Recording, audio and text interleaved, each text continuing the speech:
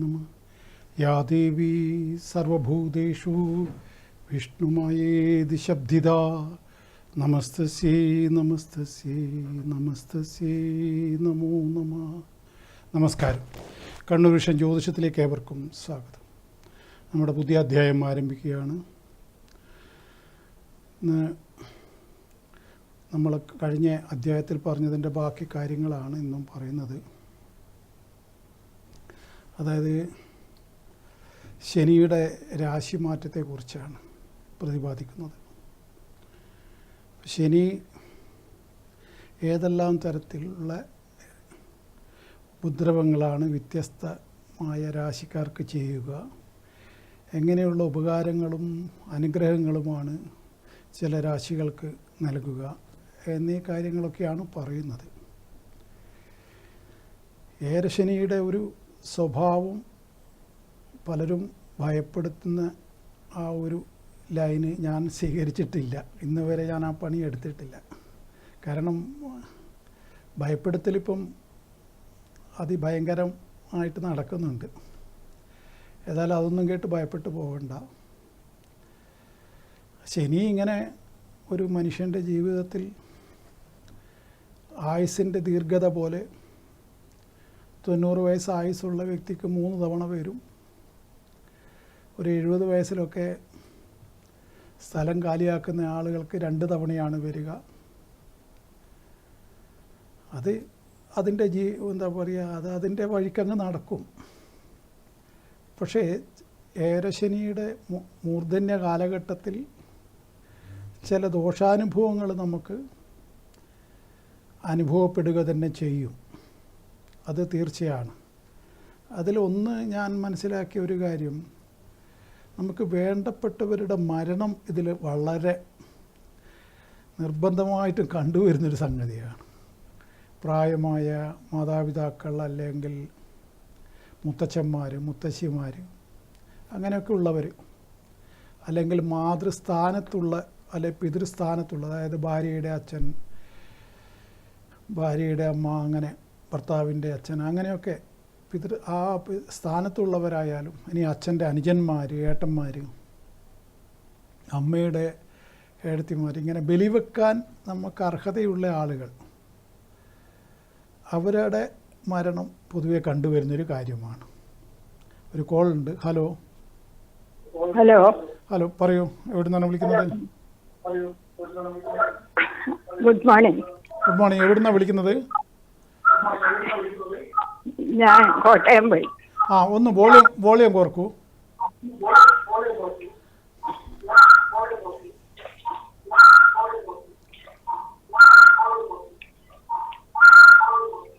Hello hello പറഞ്ഞോളൂ.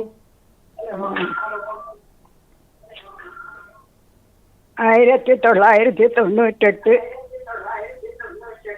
March 19 വ്യാഴാഴ്ച, അനിഴ നക്ഷത്രം. സമയം പറയൂ. 1:17 ഉച്ചക്ക്.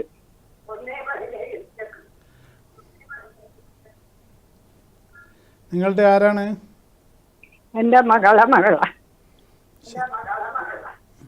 എന്താണ് അറിയേണ്ട വിഷയം പറയൂ. ജോലിയും കല്യാണം.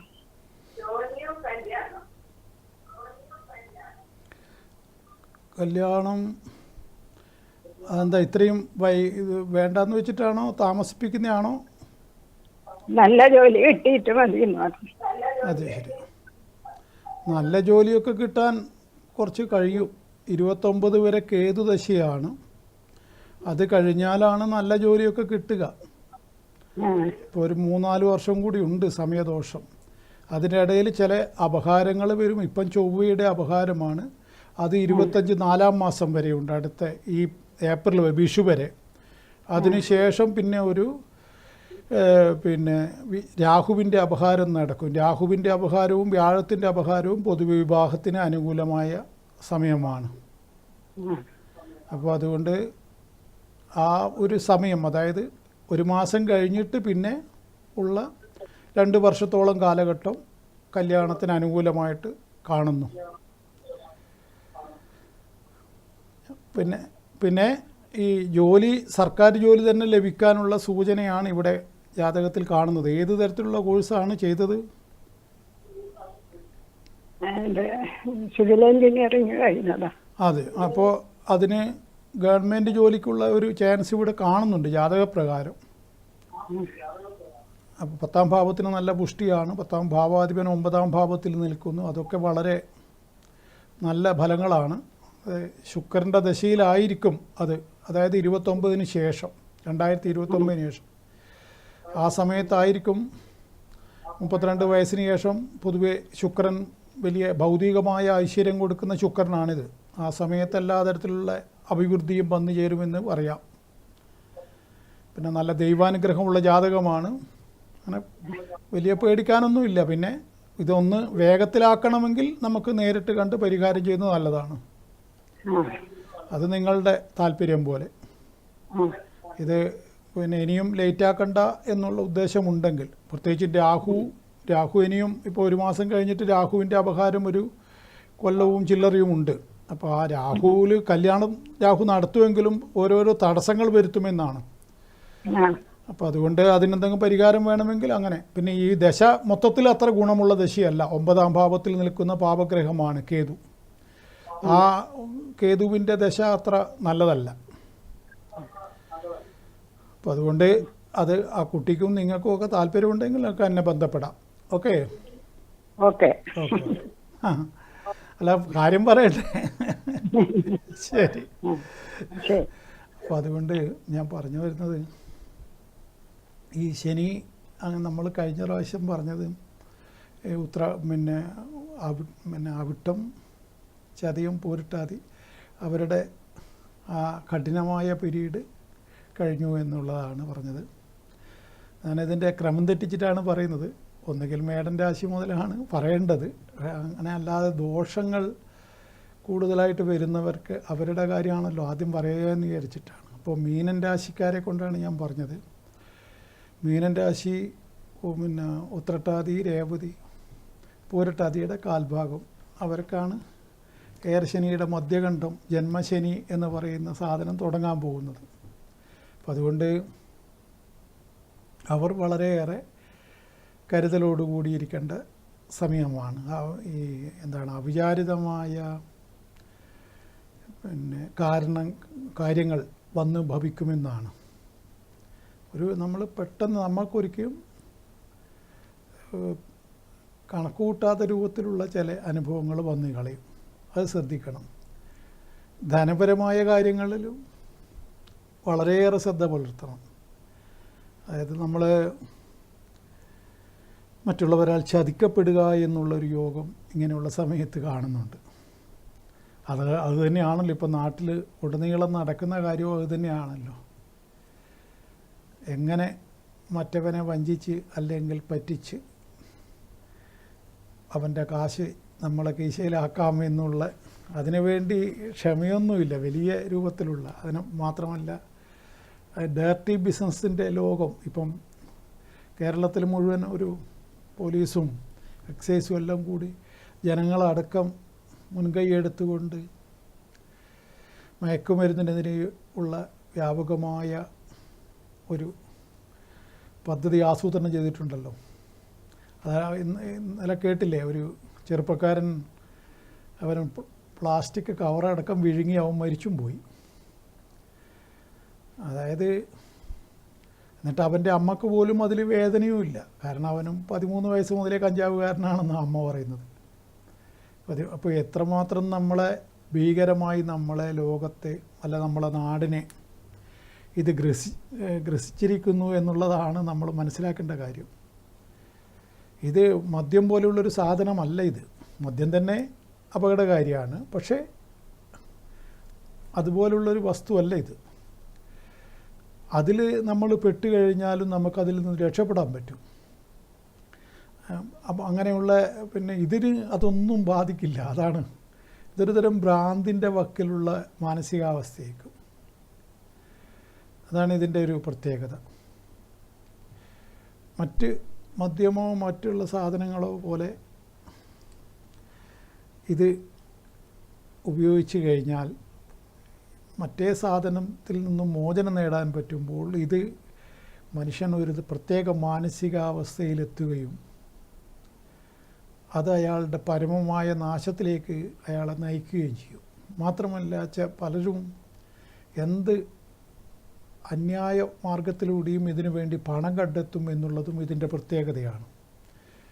ഹലോ, 1968 എവിടെ നിന്നാണ് വിളിക്കുന്നത് പറയൂ? തലശ്ശേരി. 1978 68 ഓക്കെ. ജൂൺ 22 ശരി. 11:45 AM. ശ്രീധരൻ. പേരൊന്നും വേണ്ട, 11:45 പേരൊന്നും പറഞ്ഞ് നാട്ടുകാരെ അറിയിക്കണ്ട. 11:45 AM അല്ലേ? AM. എന്താണ് കാർത്തിക നക്ഷത്രം? ആ. കാർത്തിക നക്ഷത്രക്കാരനായ ഇദ്ദേഹത്തിന് ഇപ്പോൾ വ്യാഴദശയാണ് നടക്കുന്നത്. വ്യാഴദശയാണ് ഇപ്പം നടക്കുന്നത്. 1968 അല്ലേ പറഞ്ഞത്? വ്യാഴദശ നടക്കുന്നു. ആ വ്യാഴം തീരാൻ ഈ 29 ഈ മാസം 29 കൂടിയിട്ട് വ്യാഴദശ തീരുകയാണ്. വ്യാഴദശ ഇനി കുറച്ച് ദിവസവും കൂടി, അതായത് ദശാസന്ധിയിൽ തന്നെയാണ് ഉള്ളത്. അതിന് ശനി, നീചത്തിലുള്ള ശനിയുടെ ആരംഭം വരാൻ പോകുന്നു. ഇയാൾ മേടക്കൂറുകാരനാണ്, അതാണ്. അതുകൊണ്ട് ഏരശനിയും ആരംഭിക്കുന്നുണ്ട്. മൊത്തത്തിൽ 2-3 വർഷം അത്ര നല്ലതല്ല. ആരോഗ്യ സംബന്ധമായിട്ട് ഇപ്പം എന്തെങ്കിലും ഉണ്ടോ പ്രശ്നം? ഇപ്പൊ ഒന്നുമില്ല. അപ്പോൾ ശ്രദ്ധിക്കാൻ പറയണം. ഇപ്പോൾ ഉള്ള ആരോഗ്യം അതേപോലെ തന്നെ നിലനിർന്ന് പോകട്ടെ. കാരണം ഈ ശനി അത്ര നല്ല, നിങ്ങൾ ആരാണ് വിളിക്കുന്നത്? ആരാണ് അദ്ദേഹത്തിൻ്റെ ഭാര്യ? ശനി അത്ര ഇതല്ലെന്ന് പറയണം ഭർത്താവിനോട്. അപ്പോൾ ശബരിമലയിലെല്ലാം ഒന്ന് പോകാൻ പറയണം. ദൈവവിശ്വാസിയാണോ? അങ്ങനെയാണെങ്കിൽ ഒന്ന് മലക്കൊക്കെ പോകുന്നത് നല്ലതാണ്. അതേപോലെ തിരുവങ്ങാട് ഹനുമാൻ സ്വാമിയെ ഒന്ന് കാണുന്നത് നല്ലതാണ്. അവിൽ നിവേദ്യം കഴിപ്പിക്കുക. അങ്ങനെ കുറച്ച് അവില് അദ്ദേഹം നേരിട്ട് പോകണേ, നിങ്ങൾ പോയിട്ട് ചെയ്തിട്ട് ഒപ്പിക്കരുത്, അത് വലിയ ഫലം കിട്ടില്ല. അപ്പം അങ്ങനെയൊക്കെ ഉള്ള ഒരു എന്താ പറയുക, ഇപ്പം സമയം ഈ പറയുന്ന കുറച്ച് ദിവസം കഴിഞ്ഞാൽ സമയം പിഴക്കുമ്പോൾ അന്ന് തന്നെയാണ് ഏരശനി ആരംഭവും അന്ന് തന്നെയാണ് നടക്കുന്നത്. അതുകൊണ്ട് തന്നെ ഏരശനിയും ശനിദശയും കൂടി ഒരുമിച്ച് കയറി അറ്റാക്ക് ചെയ്യുന്ന ഒരു പിന്നെ ആരോഗ്യകാര്യത്തിൽ വളരെയേറെ ശ്രദ്ധിക്കണം. എന്ത് ജോലിയാണ് ചെയ്യുന്നത് ഇദ്ദേഹം? ബിസിനസ് എന്ന് പറയുന്നത് ടെക്സ്റ്റൈൽസ്. അപ്പോൾ അന്നേരം അതിലൊക്കെ വളരെയേറെ ടെക്സ്റ്റൈൽസിൽ ഇപ്പം കച്ചവടം ഇപ്പം നല്ല നിലയിൽ പോകുന്നുണ്ടോ? ഉണ്ട്. അപ്പോൾ അത് ശ്രദ്ധിച്ചിട്ട് ഇനി ഓരോരോ ചുവട് വെക്കുമ്പോൾ ശ്രദ്ധിച്ച് വെക്കാൻ പറയണം. പിന്നെ ഇതിനെയൊക്കെ ഇങ്ങനെയുള്ള സമയത്ത് മറ്റ് ദോഷങ്ങൾ വരാതിരിക്കാൻ പരിഹാരങ്ങൾ, ശനിക്ക് തീരെ ബലമില്ല ഈ ജാതകപ്രകാരം. അപ്പോൾ അതുകൊണ്ട് തന്നെ ഇദ്ദേഹത്തിന് ഇന്ദ്രനീലം ധരിക്കുന്നത് വളരെ നന്നായിരിക്കും. ടെക്സ്റ്റൈലുകാരനാണെങ്കിൽ കാശുണ്ടെങ്കിൽ വന്ന് വാങ്ങാൻ പറയൂ, അത് ഗുണം ചെയ്യും. ഞാൻ കാര്യം പറയുന്നതാണ്. കാരണം ഈ ശനി അത്ര നീചത്തിൽ നിൽക്കുന്ന ശനി, പിന്നെ നീചത്തിൽ തന്നെ അംശകവും വന്നിരിക്കുന്നു. അപ്പോൾ അതുകൊണ്ട് തന്നെ ഒട്ടും ബലമില്ലാത്ത ശനിയാണ്. അപ്പോൾ അതുകൊണ്ട് അവിചാരിതമായിട്ട് പെട്ടെന്ന് അത് ബിസിനസ്സിനെ അടക്കം പലതരത്തിലും ബാധിച്ചേക്കാം.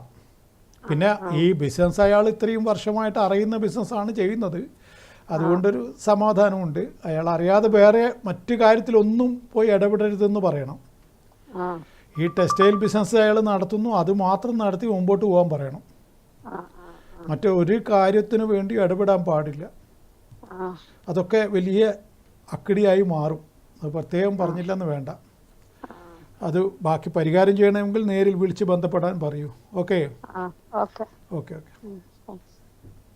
അപ്പോൾ ഞാൻ പറഞ്ഞത്, ഇവിടെ ഇപ്പം വിളിച്ച കോളറോട് ഞാൻ പറഞ്ഞത് ശ്രദ്ധിച്ചല്ലോ. അപ്പോൾ അതാ ശനിയുടെ ദശയും മേരശനിയും ഒരുമിച്ച് വരുന്നവർക്ക് കൂടുതലായിട്ടുള്ള ദോഷങ്ങൾ പറയുന്നു. ഇപ്പം നിലവിൽ വ്യാഴദശ കഴിഞ്ഞതുകൊണ്ട് വിളിച്ചയാൾക്ക് ഞാൻ പറയുന്നതിൻ്റെ ഗൗരവം പോലും മനസ്സിലാവില്ല. കാരണം ഇത്രയും കാലം 16 കൊല്ലം അദ്ദേഹത്തിന് വ്യാഴമായിരുന്നു. അപ്പോൾ വ്യാഴത്തിൽ നല്ല ഷോപ്പൊക്കെ നടത്തി, ധനമൊക്കെ വന്നു, വീടൊക്കെ എടുത്തു, എല്ലാ അഭിവൃദ്ധി തന്നെ. പക്ഷേ ഇനി അങ്ങനെ ആയിരിക്കില്ല കാര്യങ്ങൾ. അതാണ് വ്യാഴം കഴിഞ്ഞ് ശനി ഇങ്ങോട്ട് തുടങ്ങുമ്പോഴുള്ള അവസ്ഥ.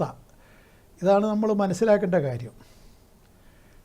അതിൽ ഏറെ ശനി ദശയും കൂടി ഒരുമിച്ച് നടക്കുന്നവർ കൂടുതൽ അതിനെക്കുറിച്ച് ബോധവാന്മാരാവണം. അതാണ് ഞാൻ എന്നെ കാണാൻ വരുന്നവരോടും ഈ പ്രോഗ്രാമിലും ഒക്കെ പറയുന്ന പ്രധാന കാര്യമാണത്. അതുകൊണ്ട് തന്നെ ഈ ഞാനിപ്പോൾ പറഞ്ഞത് നിങ്ങൾ ശ്രദ്ധിച്ച് കാണുമല്ലോ. അത് വേണ്ടാതെ ഒരു കാര്യത്തിനും എടുത്ത് ചാടരുത്. കാരണം ടെക്സ്റ്റൈൽ ഷോപ്പ് അദ്ദേഹത്തിൻ്റെ പണി അദ്ദേഹം വർഷങ്ങളായിട്ട് നടത്തി വരുന്നതല്ല. അത് ചെയ്യാം. അതാരായാലും അവരവരുടെ തൊഴിൽ എന്താണോ അത് ചെയ്തു കൊള്ളുക. അത് ചെയ്യാതെ ഇപ്പം ഒരാൾക്ക് ഏത് കാലദോഷം ഉണ്ടെങ്കിലും നമ്മൾ പണിയെടുക്കാതെ വീട്ടിലിരിക്കാൻ പറ്റില്ലല്ലോ. ഇപ്പം എനിക്ക് ഒരു മനുഷ്യന് മോശം സമയമാണ് എന്ന് വിചാരിച്ചിട്ട് അയാൾ ഉദാഹരണം അയാൾ പിന്നെ ബിൽഡിങ്ങിൻ്റെ കോൺട്രാക്ടർ വർക്ക് ചെയ്യുന്ന ആളായിരിക്കാം, അല്ലെങ്കിൽ ഒരു സാധാരണ ഒരു കൂലി തൊഴിലാളി ആയിരിക്കാം, അല്ലെങ്കിൽ എന്തെങ്കിലും ഹോട്ടലൊക്കെ നടത്തുന്ന ആളായിരിക്കാം. അങ്ങനെ വ്യത്യസ്ത മേഖലകളിലാണല്ലോ മനുഷ്യർ വ്യാപരിക്കുന്നത്. അവരുടെ ജീവിതം സന്ധാരണത്തിന് വേണ്ടി മനുഷ്യൻ അവൻ്റെ നിത്യച്ചെലവുകൾ കഴിയാൻ പലതരത്തിൽ കാശ് ഉണ്ടാക്കുന്ന ആൾക്കാരുണ്ട്. അതാണ് ചില ആൾക്കാർ അതിൽ ഡയറക്റ്റ് ബിസിനസ് നടത്തിയിട്ട് മോഹൻലാൽ പറഞ്ഞ പോലെ ആ ഡയറക്റ്റ് ബിസിനസ് ചെയ്യാൻ പാടില്ല. അതിൽപ്പെട്ടതാണ് ഈ MDMA ഒക്കെ കഞ്ചാവൊക്കെ അതിൽപ്പെട്ടതാണ്. അപ്പോൾ അവരെയാണിപ്പം വേട്ടയാടി പിടിക്കുന്നത്.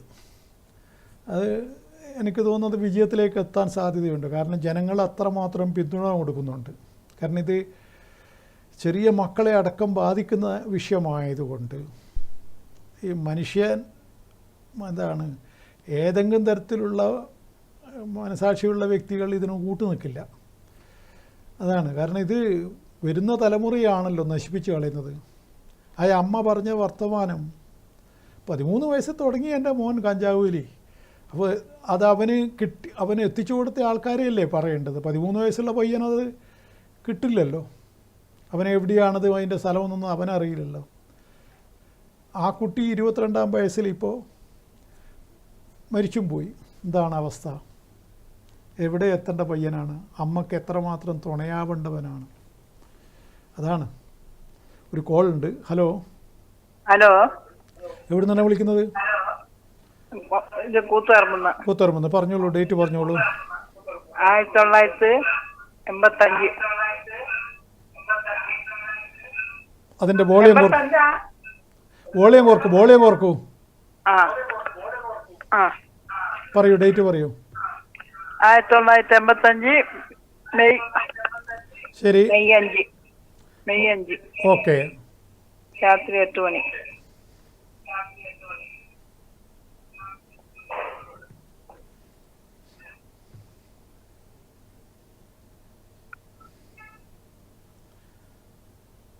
എന്താണ്, ആരുടേതാണ്, എന്താണ് അറിയേണ്ട വിഷയം? അതൊക്കെ പറയൂ.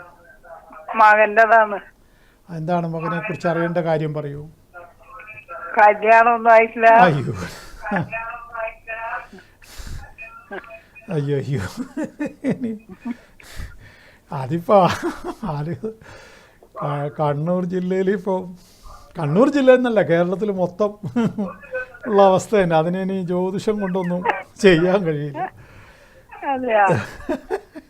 എനിക്ക് കർണാടകത്തിൽ, തമിഴ്നാട്ടിൽ, ഹരിയാനയിലൊക്കെ പോയിട്ട് കഴിക്കുന്ന ആളുണ്ട്. അങ്ങനെ വല്ലതും നോക്കാൻ പറയൂ. എൻ്റെ ഒരു സുഹൃത്ത് ഇതിനിടെ മധുരയിൽ പോയിട്ടാണ് കഴിച്ചത്. അതുകൊണ്ട് സംഗതി കഴിക്കുന്ന കാര്യം ജാതകപ്രകാരം മോശമാണ്, സംശയ. ഒന്നിനോടൊരു താല്പര്യമൊന്നും ഇല്ലാത്ത. ജോലിക്കൊക്കെ പോകുന്നില്ലേ? ജോലിക്ക് പോകുന്നുണ്ട്. ഇപ്പം ചെറിയൊരു ജോലി ഉണ്ട്, അതിന് പോകുന്നുണ്ട്. അത് തന്നെ. പൊതുവെ ഒരു മനസ്സ് മടുത്ത ഒരു അവസ്ഥയാണ്. പോരാതെ ഒന്നിനും ഒരു ആത്മവിശ്വാസവും ഇല്ല. നിങ്ങളുടെ ആരാണ് ഇത്? മകനാണോ? എൻ്റെ ഇളയ മോനാണ്. അയ്യോ, അപ്പോൾ അത് ആത്മവിശ്വാസം തീരെ കുറഞ്ഞിരിക്കുന്നു. അത് ഒക്കെ കൊണ്ട് അയാൾ ഒന്നും വിവാഹത്തിനോടൊന്നും അയാൾക്ക് വലിയ താല്പര്യവുമില്ല. ഇപ്പം നടക്കുന്നത് കേതുദശയാണ്. ഇനി ഒരു ശുക്രനാണ് ഉള്ളത്. അത് 2029 ശേഷം ഒരു നല്ല ശുക്രദശ വരാനുണ്ട്. ആ പക്ഷെ അന്നേരം വയസ്സ് 10-43 പോവും. അതെ. ആ സമയത്ത് എന്തോ ഒരു അത്ഭുതം പോലെ എന്തെങ്കിലും നടന്നെങ്കിലേ ഉള്ളൂ. 29. 2029. അന്നേരം ഏതെങ്കിലും ഒരു 2ാം ഘട്ടമോ മറ്റോ കിട്ടിയാൽ അതിനെ കൊണ്ട് ഇപ്പം അതൊന്നും ആരും നോക്കുന്നില്ലല്ലോ. അപ്പോൾ അതൊക്കെ പണ്ടായി പോയി. 2ാം ഘട്ടവും 3ാം ഘട്ടവും ഇപ്പോൾ ഒരു വിഷയമല്ല. ഇപ്പൊ പെണ്ണിനാണ് ഡിമാൻഡ്, ആണിനൊരു ഒന്നുമില്ല. പണ്ട് നമ്മൾ ആണുങ്ങൾ ഭയങ്കര പാറായിരുന്നു, ഇപ്പൊ ആണൊന്നുമല്ല.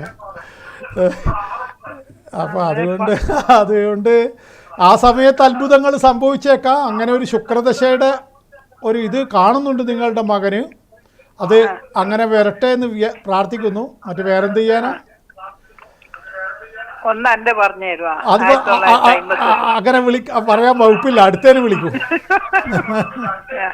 ഓക്കെ, അടുത്തതിന് വിളിക്കൂ. ശരി, ഓക്കെ ഓക്കെ. ഇപ്പം ഞാൻ പറഞ്ഞത് പിന്നെ ഇതിൽ നിന്നും ഇത്തരം ഈ മയക്കുമരുന്നിനും മദ്യത്തിനൊക്കെ അടിപ്പെടുന്നത് 90% ആളുകളും ഇങ്ങനെ മോശം ദശയുടെ സമയത്തായിരിക്കുമെന്നുള്ളതൊരു വസ്തുതയാണ്. അതാണ് ഈ രാഹുദശയിലും മറ്റൊക്കെ ഏറ്റവും കൂടുതൽ ഈ മദ്യത്തിലേക്കും ഇത്തരം വേണ്ടാത്ത കാര്യങ്ങളിലേക്കും മനുഷ്യർക്ക് വാസന പോകും. അവർ എത്ര പിടിച്ചു വച്ചാലും ആരോ കൊണ്ടുപോയിട്ട് നിർബന്ധിച്ച് ചെയ്യിക്കുന്നത് പോലെ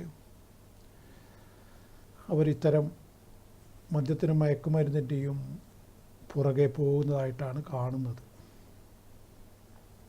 മാത്രമല്ല, അത്തരം ഏഴരശനിയുടെയും രാഹുദശയുടെയും ഒക്കെ സമയത്ത് നിയന്ത്രണമില്ലാത്ത രൂപത്തിൽ ഇപ്പം മദ്യം തന്നെ നിയന്ത്രിച്ച് ഉപയോഗിക്കുന്ന ആളുകളുണ്ട്. എൻ്റെ ഒരു ബന്ധുവുണ്ട്, അദ്ദേഹം കഴിഞ്ഞ 50 കൊല്ലം 60 കൊല്ലം മറ്റായിട്ട് ഒരു ആപ്പിറ്റൈസർ പോലെ, ആപ്പിറ്റൈസർ എന്ന് പറഞ്ഞാൽ ദഹന സഹായി, അത് 90 മില്ലിയാണ്, അത് ഉപയോഗിക്കുന്ന ആളാണ്. ആരെന്ത് ചെയ്താലും അതിൻ്റെ അപ്പുറം ഇപ്പം 90 വയസ്സുള്ള അദ്ദേഹം ഉപയോഗിക്കില്ല. ഇപ്പം അതിൻ്റെയും 60 മാറ്റിയതിനാണ് കേൾവി. 90 അത് പ്രായം കൂടിയപ്പോൾ 60 വന്നു, ഇനി 30 വരും. ഇന്ന് വരെ അതിനെക്കൊണ്ട് അദ്ദേഹത്തിനൊരു ദോഷം ഉണ്ടായില്ല. അത് പട്ടാളക്കാർക്ക് കൊടുക്കുന്ന അളവാണത്. അപ്പം അവർ പിന്നെ അതിനോട് താല്പര്യമുള്ളവർ പിന്നെയും പോയി ക്യാൻറ്റീനിൽ പോയി മേടിക്കും. പക്ഷേ ഈ 90 മില്ലി, അതുകൊണ്ടാണ് ഇതിന് ആപ്പിറ്റൈസർ എന്ന് പേര് വന്നത്. ദഹന സഹായി, അതായത് പട്ടാളത്തിലൊക്കെ നല്ല ബീഫും മറ്റേതും മറിച്ചതൊക്കെയല്ലേ തട്ടിക്കൊടുക്കുക. അപ്പോൾ ഇത് തിന്നാൽ ദഹിക്കണ്ടേ, അപ്പോൾ അതിൻ്റെ ഈ ബ്രാൻഡിയാണ് അധികവും കൊടുക്കുക. ബ്രാൻഡി ആണല്ലോ ഭക്ഷണശേഷം കഴിക്കേണ്ട സാധനമാണ് ബ്രാൻഡി, ഭക്ഷണത്തിന് മുമ്പേ വിസ്കി. അപ്പോൾ അത്യാവശ്യം എല്ലാം അറിഞ്ഞിരിക്കണമല്ലോ ഞാനും, അല്ലേ പൊട്ടനായി പോവില്ലേ. അപ്പോൾ അതുകൊണ്ട് ഭക്ഷണത്തോടൊപ്പം കഴിക്കുന്നത് ബ്രാൻഡി, ഭക്ഷണശേഷം റമ്മ്, അങ്ങനെയാണ് കണക്ക്. ഈ ഭക്ഷണത്തോടൊപ്പം ഈ 1 പെഗോ 1.5 പെഗോ പട്ടാളക്കാർക്ക് കൊടുക്കുന്നു. അത് ഏതൊരു പട്ടാളക്കാരനും അറിയാലോ ആ കഥ, ഞാൻ വെറുതെ പറയുന്നില്ലല്ലോ. അപ്പോൾ അവിടെ അതിന് ആപ്പിറ്റൈസർ എന്ന് പറയുന്നു. അതിൻ്റെ ശുദ്ധ മലയാളം ദഹന സഹായി എന്നാണ്. അപ്പോൾ ആ ദഹന സഹായിയായിട്ട് ഇതിനെ ഉപയോഗിക്കുന്നവർക്ക് കുഴപ്പമൊന്നുമില്ല. അതല്ലാതെ അത് ലഹരിക്കായിട്ട്, ഈ ചെറിയൊരു ലഹരി ഈ ഇതിനെ കൊണ്ട് കിട്ടും. ചെറിയ ഒരു പണ്ടാരോ പറഞ്ഞ പോലെ നമ്മളെ നാടൻ ഭാഷയിൽ ഉറുമ്പ് കുച്ചിയ പോലെ ചെറിയൊരു സുഖം കിട്ടും. അതല്ലാതെ വലിയ ഇങ്ങനെ ആടിക്കളിക്കാനൊന്നും പറ്റില്ല. അപ്പോൾ ഇങ്ങനെയുള്ള ദഹന സഹായി ഉപയോഗിച്ചുകൊണ്ട് ചെറിയൊരു സുഖവും കിട്ടി, നല്ലൊരു ഉറക്കം കിട്ടി. അതാണ് അത്തരം ആളുകളുടെ ഇത്. അതിന് അവർക്ക് വലിയ കുഴപ്പമില്ല. വർഷങ്ങളായിട്ട് അത് നല്ലതാണെന്നല്ല പറയുന്നത്, പക്ഷേ പിന്നെ വർഷങ്ങളായിട്ട് അങ്ങനെയുള്ള ആളുകളെ എനിക്ക് നേരിട്ട് അറിയുന്നതുകൊണ്ടാണ്. അവർക്കൊന്നും വേറെ കുഴപ്പമൊന്നും ഞാൻ കണ്ടിട്ടില്ല, അതുകൊണ്ടാണ് ഞാൻ അങ്ങനെ പറയുന്നത്. ചിലപ്പോൾ അതിന് നിർത്തിയാലായിരിക്കാം അവർക്ക് കുഴപ്പം, അവർ ശരീരത്തിൻ്റെ പിന്നെ അവസ്ഥ മാറിക്കളയും. ചിലപ്പോൾ അത്രയും ദീർഘമായ മദ്യപാനം ഉള്ള വ്യക്തിക്ക് പെട്ടെന്ന് അത് നിർത്തിക്കഴിഞ്ഞാൽ തന്നെ പല രോഗങ്ങളും വന്ന് അങ്ങനെയൊക്കെ ബുദ്ധിമുട്ടിപ്പോവും. ഒരു കോളുണ്ട്. Hello hello hello hello hello hello hello കേക്കുന്നില്ലേ? കോള് കട്ടായി തോന്നുന്നു. അപ്പോൾ അതുകൊണ്ട് ഹലോ ഇതിൻ്റെയൊക്കെ ഉപയോഗം ഇങ്ങനെ ശ്രദ്ധിച്ച് ഉപയോഗിക്കുന്നവന്, ഇപ്പം എന്നെ കേൾക്കുന്ന എത്രയോ പട്ടാളക്കാരുണ്ടാവല്ലോ, മിലിറ്ററി കോട്ട അവർ മേടിച്ച് വന്ന് എത്ര മാന്യമായിട്ട് ഉപയോഗിക്കുന്നവരുണ്ട്. കോട്ട കുടിച്ചിട്ട് ഒരു മാതിരി കളിക്കുന്ന ഒരാളെ ഭാര്യ ഇതിനിടെ ഫോണിലൂടെ ഇതൊന്ന് നിർത്തിത്തരാൻ വല്ല വഴിയുണ്ടോ? കോട്ട കിട്ടിയാൽ ഒരു കുപ്പി പോലും പുറത്ത് കൊടുക്കില്ല, മുഴുവൻ കുത്തിരുന്ന് കുടിക്കുകയാണ് എന്നാണ് ആ പട്ടാളക്കാരനെ കൊണ്ട് അയാളുടെ ഭാര്യ. ഞാൻ അവരെ കണ്ടിട്ടില്ല, അവർ 500 റുപ്യ എനിക്ക് ഫീസ് അയച്ചിട്ട് ഓൺലൈനിൽ എന്നോട് അറിഞ്ഞതാണ്. അപ്പോൾ അന്നേരം ഞാൻ പറഞ്ഞു അതിനൊരു പ്രത്യേകിച്ച് മരുന്നൊന്നുമില്ല, ഇനി അങ്ങനെ കുടിച്ചങ്ങ് പോട്ടെ, വേറെ ചെയ്യാൻ. ഇപ്പോൾ 70 വയസ്സുണ്ട്, ഒരു രക്ഷയില്ലെന്നാണ് പറയുന്നത്. അതിന് എത്രയോ പട്ടാളക്കാർ അവർ ഒരു 3-4 കുപ്പി പുറത്ത് കൊടുക്കും, ഒരു 3-4 കുപ്പി അവിടെ വെക്കും, അതിനെ കൊണ്ട് ഒരു മാസം 2 പെഗ് 1.5 പെഗ് അവർ തീർക്കും. അത് അവർക്കും കുഴപ്പമില്ല, അവരെ വീട്ടുകാർക്കും കുഴപ്പമില്ല. മറിച്ച് ഈ സുബൈദാർ എന്താ ചെയ്യുന്നത്? സുബൈദാറായിട്ട് പിരിഞ്ഞ ആളാണ്. സുബൈദാർ എന്ന് ഞാൻ മോശമല്ലാത്തൊരു പോസ്റ്റിൽ നിന്ന് പിരിഞ്ഞ ആളാണ്. അപ്പോൾ അങ്ങനെ സുബൈദാർ ചെയ്യുന്നത് പറഞ്ഞാൽ ഇത് കൊണ്ടുവന്നിട്ട് കുത്തിരുന്ന് കുടിക്കുകയാണ്. ഈ ഭാര്യയുടെ പണി ഇയാൾക്ക് ഇതൊക്കെ ഉണ്ടാക്കി കൊടുക്കുകയാണ്. ഏത് ടച്ചിങ്സ് അത് കൃത്യമായിട്ട് കൊണ്ടേ കൊടുത്തില്ല, പിന്നെ ഒരു പേടിപ്പിക്കലാ പോലും. പക്ഷേ പാകിസ്ഥാൻ പട്ടാളക്കാരെ പേടിപ്പിക്കുന്ന പോലെ പേടിപ്പിക്കുക എന്നാണ് പറയുന്നത്. ഒരലർച്ചയാണെന്നാണ് പറയുന്നത്. 70 വയസ്സിൽ പുലിയാ പോലും. എന്താ ചെയ്യുക പുലിയെ കൊണ്ട്? എന്തെങ്കിലും നിർത്തി തരാൻ വഴിയുണ്ടോ? ഞാൻ പറഞ്ഞു ഒരു വഴിയുമില്ല, ഒരു വഴിയുമില്ല. അങ്ങനെയുള്ള ഈ തട്ടിപ്പ് പറഞ്ഞിട്ടുള്ള പൈസയൊന്നും എനിക്ക് വേണ്ട. വെറുതെ അതൊക്കെ ഇപ്പം നിർത്തുന്നതുമായിട്ട് ഭർത്താവ് അറിയാതെ അല്ലെ മദ്യപാനി അറിയാതെ കലക്കി കൊടുക്കൂ എന്നൊക്കെ പറഞ്ഞിട്ട് ഇപ്പം ഭയങ്കര തട്ടിപ്പ് നടക്കുകയല്ലേ. ഒന്നുമില്ല. മാത്രമല്ല ചിലതിൽ അതിൽ തിരിച്ചടിയും വരും, ഛർദി നിൽക്കാതെ ഛർദിയൊക്കെ വരും. അങ്ങനെ അതൊക്കെ ഈ മാർക്കറ്റിൽ പലതരത്തിലുള്ള തട്ടിപ്പുകളും നടക്കുന്നുണ്ട്. വെറുതെ 3000 റുപ്യ ഒന്നും കൊടുത്ത് ഭർത്താവിന് പിന്നെ ഭക്ഷണത്തിൽ കലക്കി കൊടുക്കൂ എന്നൊക്കെ പറയും. അതൊന്നും ചെയ്യരുത്. അതൊക്കെ വലിയ സൈഡ് എഫക്റ്റ് ഉണ്ടാക്കുന്ന കാര്യങ്ങളാണ്. ഇത്തരം പിന്നെ എന്താ പറയുക, വ്യാജന്മാർക്ക് അവർക്ക് എങ്ങനെയെങ്കിലും പണം ഉണ്ടാക്കണം. ഇവരെ നിങ്ങൾ ആരാന്ന് കാണുന്ന പോലും ഇല്ലല്ലോ. നിങ്ങൾ അത് ടി വിയിലൊക്കെ പരസ്യം കണ്ടിട്ടല്ലേ ഇത് ചെയ്യുന്നത്. ആരെങ്കിലും അങ്ങനെ ചെയ്യുന്നവരുണ്ടെങ്കിൽ അവർ ശ്രദ്ധിക്കുക എൻ്റെ വാക്കുകൾ. അങ്ങനെ ഭർത്താവിന് കൊടുത്താൽ അദ്ദേഹത്തിൻ്റെ ആരോഗ്യത്തിന് എന്തെങ്കിലും തകരാറ് വന്നാൽ ആരും ഉത്തരം പറയും? നിങ്ങൾക്ക് ഈ പറയുന്നവരെ അറിയില്ലല്ലോ, അവരെ നിങ്ങൾ കാണുന്നില്ലല്ലോ. ഇപ്പം എന്നെപ്പോലെയുള്ള ഒരാളാണ് അങ്ങനെ പറയുന്നുണ്ടെങ്കിൽ, ഒന്നില്ലെങ്കിൽ എന്തെങ്കിലും പറ്റിയാൽ വന്ന് ചോദിക്കുകയും ചെയ്യാം. ഇതെവിടെയോ കിടക്കുന്ന ഒരു മനുഷ്യൻ അവനൊരു പരസ്യം കൊടുക്കുന്നു, അത് കണ്ടിട്ടല്ലേ നിങ്ങൾ കയറി ചാടി മേടിക്കുന്ന ആൾക്കാരോടാണ് ഞാൻ പറയുന്നത്. അങ്ങനെയൊന്നും ആർക്കും കൊടുക്കരുത്. പെട്ടെന്ന് എന്തെങ്കിലും തരത്തിൽ കരളിനെയൊക്കെ ബാധിച്ചാലോ, പല മരുന്നുകളും ഈ ആയുർവേദ മരുന്നുകൾ പലതും കരളിനെ ബാധിക്കുന്ന ഒരു പ്രശ്നമുണ്ട്. അതുകൊണ്ടാണ് പല അരിഷ്ടങ്ങളും ഉപയോഗിക്കുമ്പം അമിതമായിട്ടൊന്നും അരിഷ്ടങ്ങളൊന്നും ഉപയോഗിക്കുന്നത് ശരിയല്ല. അത് കൃത്യമായിട്ട് അളവിൽ ആയുർവേദ ഡോക്ടർ പറഞ്ഞു തരുന്ന അളവിൽ മാത്രം ഇത് കഴിച്ചാൽ വലിയ കുഴപ്പമില്ല. പക്ഷെ അങ്ങനെ അല്ലാതെ സ്വന്തം നിലയിൽ പോയിട്ട് കുറേ ദശമൂലവും കുറേ മറ്റേ ഇതും ദ്രാക്ഷാരിഷ്ടവും ഇതൊക്കെ കുറച്ച് കിക്കിന് വേണ്ടി ഉപയോഗിക്കുന്ന ആൾക്കാരുമുണ്ട്. അവരൊക്കെ വളരെ ശ്രദ്ധിക്കണത്. അതെല്ലാം കരളിനെ ബാധിക്കുന്നതാണ്. ഈ കരൾ പോയി കഴിഞ്ഞാൽ അറിയാലോ, കരൾ ആരെങ്കിലും എൻ്റെ കരളെന്ന് പറഞ്ഞിട്ട് പിന്നെ അവിടെ ഇരുന്നിട്ട് കാര്യമില്ല. പിന്നെ കരൾ ആരെങ്കിലും നമുക്ക് പകുത്ത് തരാൻ ആരെങ്കിലും ഉണ്ടെങ്കിൽ തന്നെ 50 ലക്ഷം ഉറുപ്പികയാണ് ചിലവെന്ന് മനസ്സിലാക്കണം. അമൃതയിലാണ് അതിൻ്റെ വലിയ പരിപാടി നടക്കുന്നത്. സ്ഥിരം കരളുമാറ്റമായിട്ട് 2-3 ഡോക്ടർമാർ അവിടെ കുത്തിരിക്കുകയാണ്. ഈ 50 ലക്ഷം ഉണ്ടാക്കി അങ്ങ് ചെന്നാൽ, അല്ല കരൾ അടിച്ചു പോയി കഴിഞ്ഞാൽ മരിച്ചു പോകുമല്ലോ. അപ്പോൾ പിന്നെ മരിച്ചു പോകുന്നതിനേക്കാളും നല്ലത് കുറച്ച് കാലം കൂടി ജീവിക്കട്ടെ എന്ന് വെച്ചിട്ട്. ഇതിനിടെ എൻ്റെ വളരെ വേണ്ടപ്പെട്ട ഒരു ടീമിന് അയാളെ ഭാര്യ തന്നെയാണ് കൊടുത്തത് കരൾ. അപ്പോൾ അയാൾ 4 കൊല്ലമായിട്ട് അയാൾ ജീവിച്ച് പോകുന്നുണ്ട്. കുടിച്ചിട്ട് തന്നെയാണ് കരൾ പോയത്. അപ്പോൾ ഇത് പിന്നെ ഇനി കുടിക്കാത്തവർക്കും കരൾ രോഗം വരാം, അത് വേറെ കാര്യം. പക്ഷേ അതിനുശേഷം അയാൾക്ക് ജോലിക്ക് പോകാൻ പറ്റുന്നില്ല. അയാൾ 50 ലക്ഷം ഉറുപ്പിയും പോയി. അപ്പോൾ അത് മനസ്സിലാക്കണം നമ്മൾ. കുടുംബത്തിൻ്റെ ചെറിയ കുടുംബമാണെങ്കിൽ, ഇടത്തരം കുടുംബമാണെങ്കിൽ സാമ്പത്തികമായിട്ടും തകർന്നു പോകും. അയാൾ മോശമില്ലാതെ സാമ്പത്തിക സെറ്റപ്പുള്ള ആളായതുകൊണ്ട് അയാൾക്ക് അതൊന്നും ബാധിച്ചില്ല. പക്ഷെ മറിച്ച് സാധാരണ മനുഷ്യനാണെങ്കിൽ അയാൾ പറമ്പൊക്കെ വിറ്റിട്ട് വേണം ഇതൊക്കെ ചെയ്യാൻ, അല്ലെ വീടൊക്കെ വിറ്റിട്ട്.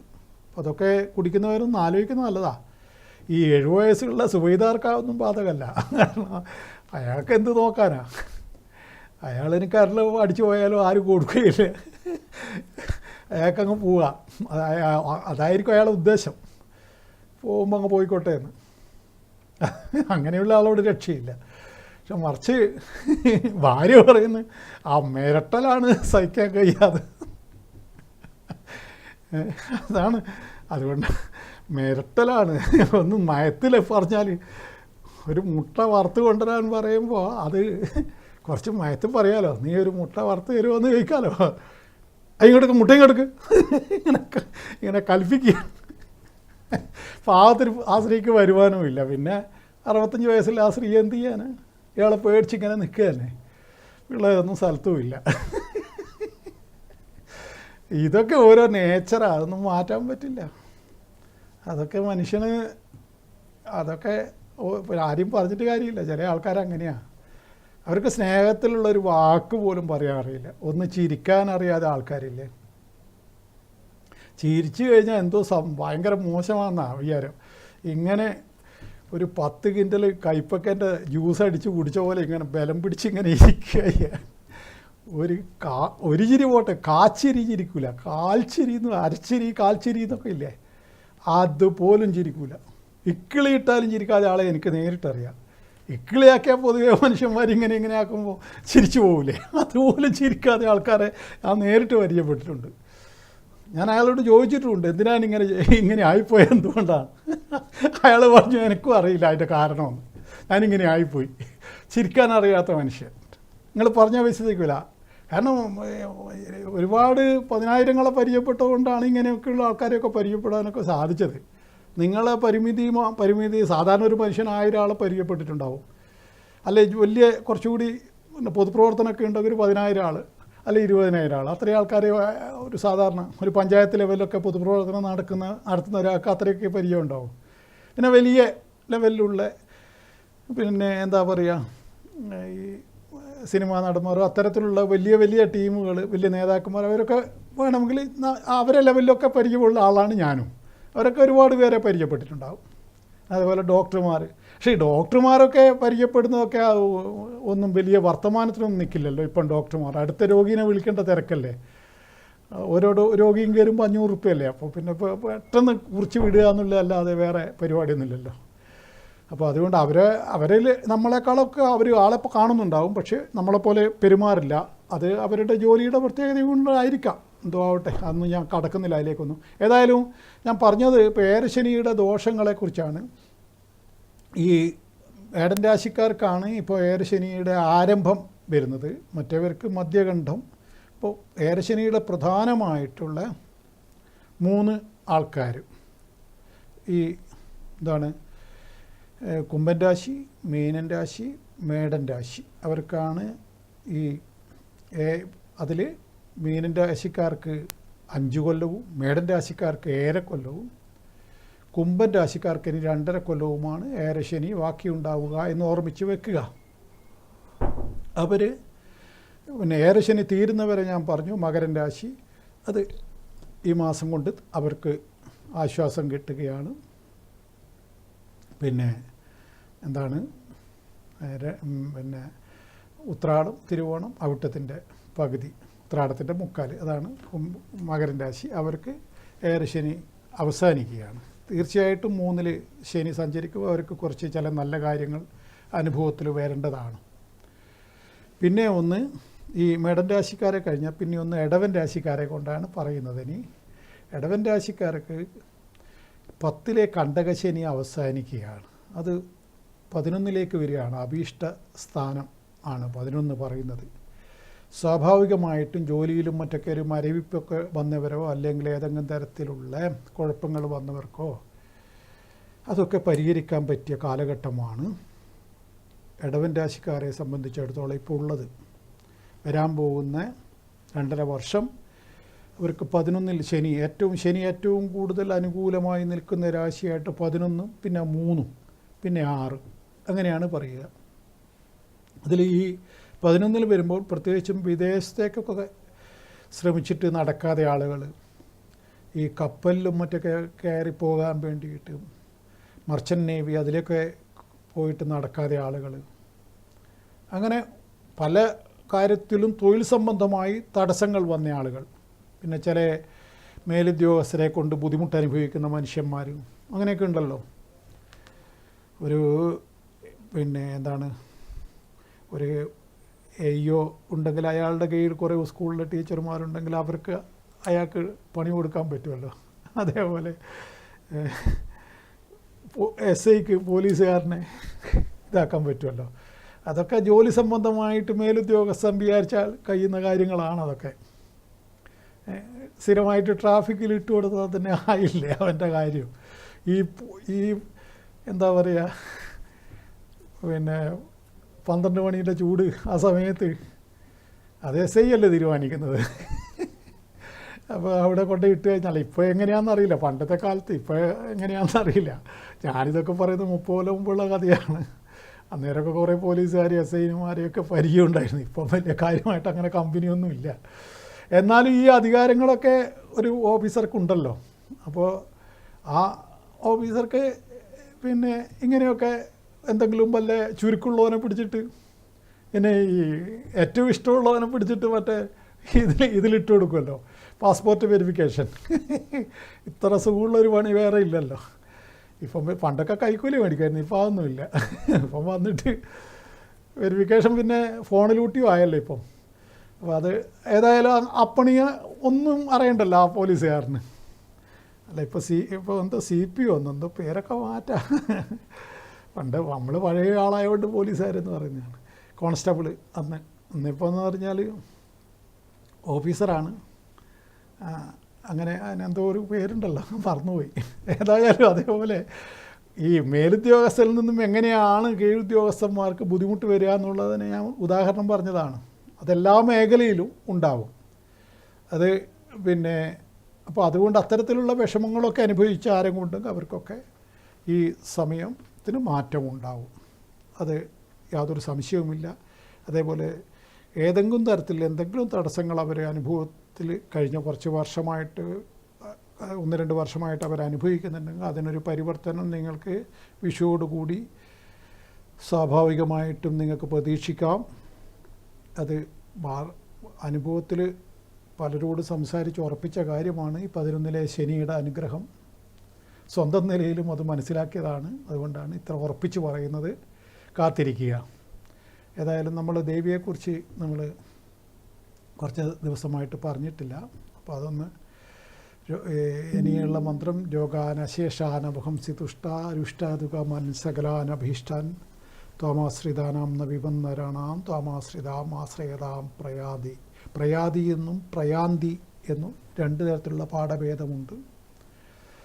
അപ്പോൾ പ്രയാതി എന്നും പറയാം, പ്രയാന്തി എന്നും രണ്ടും പ്രയോഗിക്കുന്നതിന് കുഴപ്പമില്ല.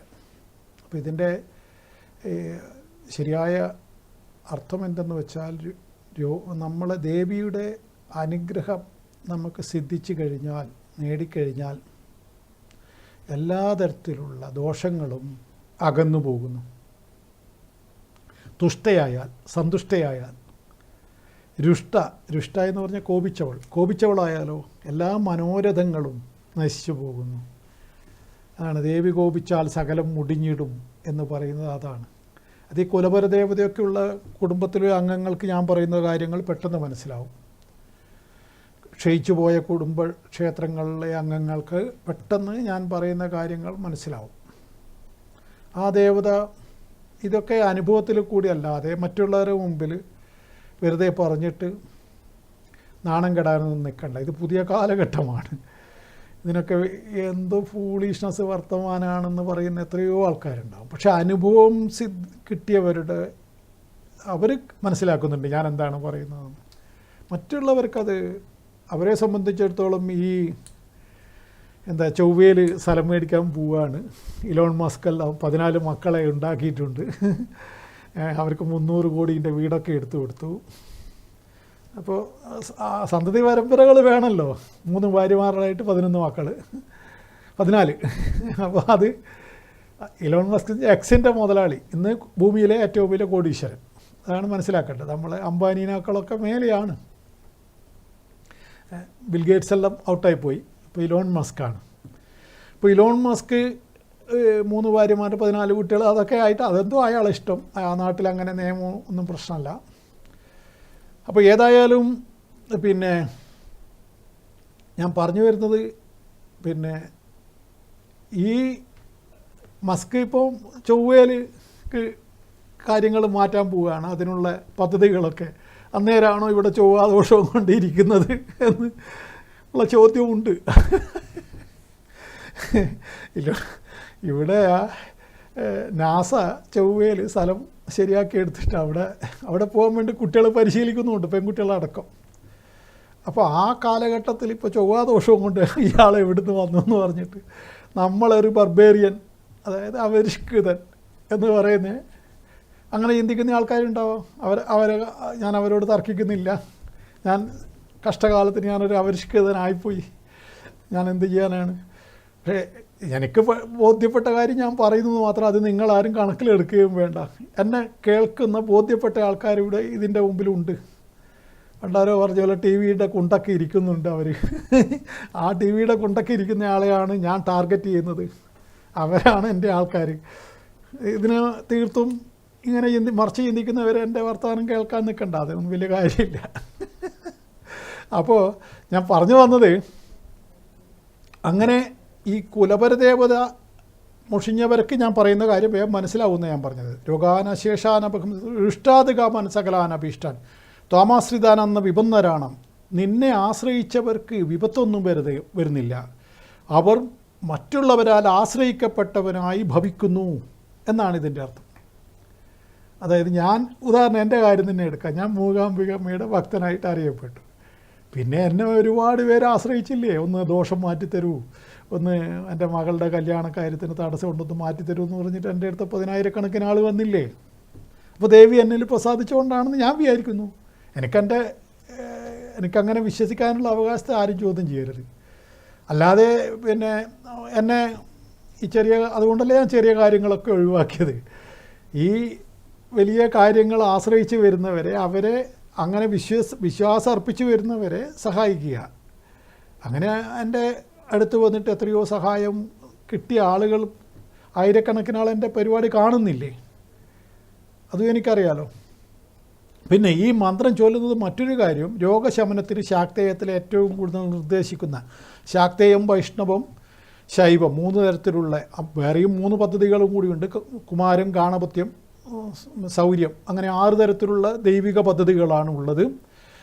അതൊക്കെ ആഗമശാസ്ത്രത്തിലും മറ്റൊക്കെ പറയുന്നതാണ്, വൈദികമായിട്ടുള്ള കാര്യങ്ങളാണ്, അതിലേക്കൊന്നും കിടക്കുന്നില്ല. ഏതായാലും ഇതുപോലെ തന്നെ വിഷ്ണുവിൻ്റെ ഇതിലും ഓം നമോ ഭഗവതേ വാസുദേവായ ധന്വന്തരായ അമൃതകലശഹസ്തായ സർവാമയ വിനാശനായ ത്രൈലോക്യനാഥായ ശ്രീ മഹാവിഷ്ണവേ നമഃ എന്നുള്ള മന്ത്രം വൈഷ്ണവത്തിൽപ്പെട്ട രോഗശമനത്തിലുള്ള മന്ത്രമാണ്. പിന്നെ ശൈവത്തിലുള്ളത് പിന്നെ ത്രംബകം യജാമഹേ സുഗന്ധിം പുഷ്ടിവർദ്ധനം ഓം ഉർവാരുഗമോ ബന്ധനാത് മൃത്യോർമുക്ഷീയ മാമൃതാത്. അതിലൊരു ബീജാക്ഷരം കൂട്ടിച്ചൊല്ലുന്നതിന് ഭയങ്കര ശക്തിയാണ്. അത് ഗുരുപദേശത്തോടു കൂടിയേ ചൊല്ലാവൂ. അല്ലാത്തവർക്ക് ഈ പറയുന്ന ബീജാക്ഷരമില്ലാതെ ഈ മന്ത്രം ചൊല്ലാം. ഇത് 3ഉം ഒന്നിച്ച് ചൊല്ലുന്നത് അത്യധികം ഗുണപ്രദമാണ്. ശൈവവും വൈഷ്ണവവും പിന്നെ ശാക്തേയവും. ഈ മന്ത്രത്തിന് അങ്ങനെ ഒരു രോഗശമനത്തിനുള്ള വിശ്വാസിയോടാണ് ഞാൻ പറയുന്നത്, വിശ്വാസികളോട് മാത്രം. അവരത് ശ്രദ്ധിച്ചാൽ രോഗശമനം, അതായത് ഈ പിന്നെ വല്ലാതെ വാദത്തിൻ്റെയൊക്കെ ഉപദ്രവങ്ങളൊക്കെ ഉള്ളവർ, അങ്ങനെ എപ്പോഴും അലട്ടിക്കൊണ്ടിരിക്കുന്ന രോഗങ്ങളുള്ള ചില ആൾക്കാരില്ലേ, പെട്ടെന്ന് വരുന്ന ഹാർട്ട് അറ്റാക്ക് വന്നാൽ ഈ മന്ത്രം ചൊല്ലിയാടിയിരുന്ന ആൾ കാലിയായി പോകും. അത് പോയിട്ട് പിന്നെ ആൻജിയോപ്ലാസ്റ്റിയോ അല്ലെങ്കിൽ ബൈപ്പാസോ ചെയ്യേണ്ടി വരും. അതല്ലാതെ പക്ഷെ വേറെ ചില ഇങ്ങനെ അലട്ടുന്ന രോഗങ്ങൾ, അതിന് ഈ മന്ത്രങ്ങൾ ചൊല്ലുമ്പോൾ ആത്മവിശ്വാസം വർദ്ധിക്കുക എന്നുള്ളതും പ്രത്യേകതയാണ്. അപ്പോൾ അത് പിന്നെ രാമായണത്തിൽ അതിനുള്ള അത്തരം ഒരു മന്ത്രമുണ്ട്. പിന്നെ നമ്മളെ ഇതിൽ രാവണനെ കൊല്ലാൻ വേണ്ടിയിട്ട് ആദിത്യ ഹൃദയ മന്ത്രം, അതും ഈ പറഞ്ഞതുപോലെ രോഗശമനത്തിനും മറ്റൊക്കെയുള്ള മന്ത്രമാണ്. അങ്ങനെ ചില പല പല മന്ത്രങ്ങളും ഉണ്ട്. ഏതായാലും ഈ ശാക്തേയത്തിൽ ഈ മന്ത്രമാണ് ഏറ്റവും പ്രാധാന്യത്തോടു കൂടി. വേറെയും ഒരുപാട് മന്ത്രങ്ങൾ ദേവി മഹാത്മ്യത്തിൽ പറയുന്നുണ്ട്. ലളിതാസഹസ്രനാമത്തിലും അതിന് അത്തരത്തിലുള്ള സംഗതികളുണ്ട്. അതൊക്കെ നിങ്ങൾ വിപുലമായി പഠിക്കേണ്ടവർ ഗുരുവിനെ കണ്ടിട്ട് അതൊക്കെ ചോദിച്ച് മനസ്സിലാക്കിയാൽ നല്ലത്. ഏതായാലും ഇന്ന് നമ്മുടെ സമയം ഇവിടെ തീരുകയാണ്. ജ്യോതിഷ സംബന്ധമായ ഫലങ്ങൾ അറിയാൻ ഓൺലൈനായിട്ടും നേരിട്ടും ബുക്ക് ചെയ്തിട്ടും എന്നെ വന്ന് കാണാവുന്നതാണ്. അത് വാട്സാപ്പ് വഴി ദക്ഷിണയൊക്കെ അയച്ച് ഗൂഗിൾ പേ വഴി അയച്ച് വാട്സാപ്പിൽ ഡേറ്റും ടൈമും അയച്ചാൽ ഞാൻ അത് പറഞ്ഞു തരുന്നതാണ്. നേരിട്ട് കാണേണ്ടവർ ബുക്ക് ചെയ്തിട്ട് വരേണ്ടതാണ്. എന്നെ കാണുകയും കേൾക്കുകയും ചെയ്തത് നിങ്ങൾക്ക് നന്ദി. നമസ്കാരം.